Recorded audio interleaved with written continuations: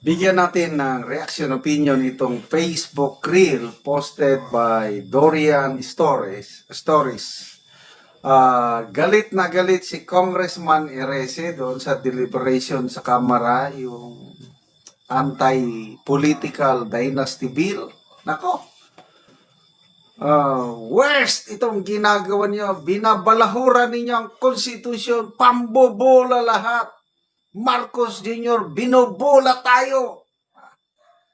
Wow! Sana darami pa ang mga kongresista kagaya ni Congressman Edgar Erese. Pakinggan natin. Binabastos natin ang essence ng konstitusyon kung ipapasa natin itong bill na ito. Alam nyo, sabi ni Presidente Marcos, priority niya magpakulong dahil dito sa flood control. Nagawa niya ba? Hindi. Bola lang. Bola. Sinabi ni Presidente, priority niya yung independent commission na ipasaba. Hindi. Bola lang. Ngayon, sabi niya, priority niya, anti-political dynasty. Alam na alam niya yung meaning ng dynasty sapagkat kaming dalawa ang author nung kauna-unang batas na Congressman Erese, mayroong provision ng Your Honor, anti-political dynasty bill. Your Bola Honor, lahat, please, bola nun, Your bola, Honor, please, bola, direct. Marcos. Your Honor, please direct. If that's a objection, you don't need to explain your objection. You just say you objected to the motion. Pero ngayon, mas worse. Isa pa. Bakit? Binabastos natin ang essence ng konstitusyon kung ipapasa natin itong bill na ito. Alam nyo, sabi ni Presidente Marcos, priority niya magpakulong dahil dito sa flood control. Nagawa niya ba? Hindi. Wala. Wala na. Sinabi ni Presidente, priority niya yung independent commission na ipasaba. Hindi. Bola lang. Ngayon, sabi niya, priority niya, anti-political dynasty. Alam na alam niya yung meaning ng dynasty sapagkat kaming dalawa ang author nung kauna-unang batas na Congressman Erese, mayroong provision ng Your Honor, anti-political dynasty bill. Your Bola Honor, lahat, please, bola nun, Your bola, Honor, please, bola, direct. Marcos.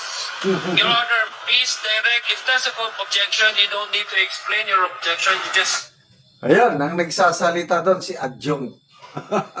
Congressman Adjong.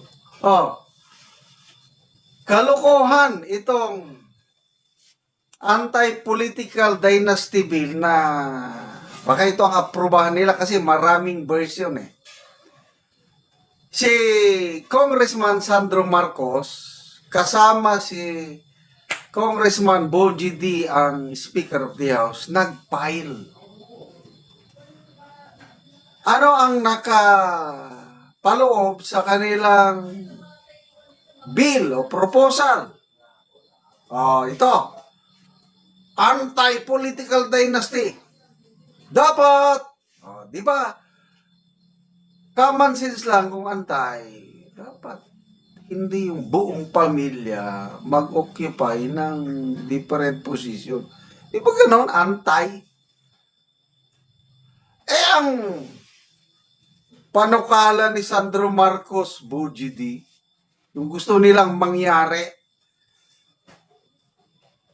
at anytime, pwedeng 5 member ng pamilya, example, Marcos, pwedeng mag-occupy ng elective position.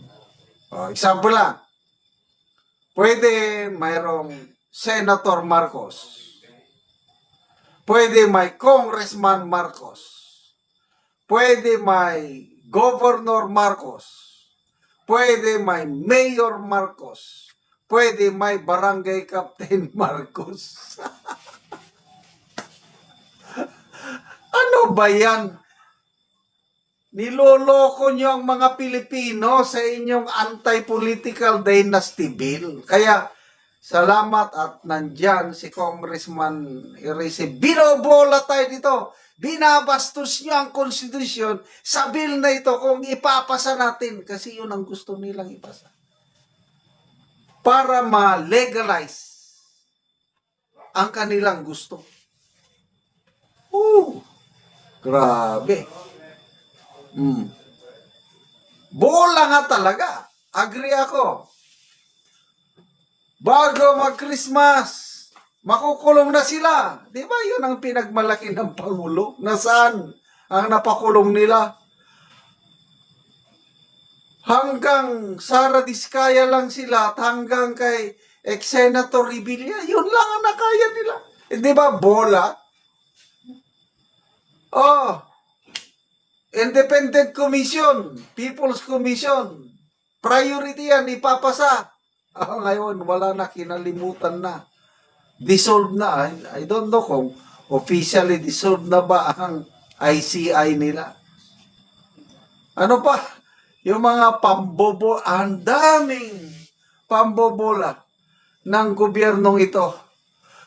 20 bigas meron na. BBM, 20 bigas meron na. Nasaan?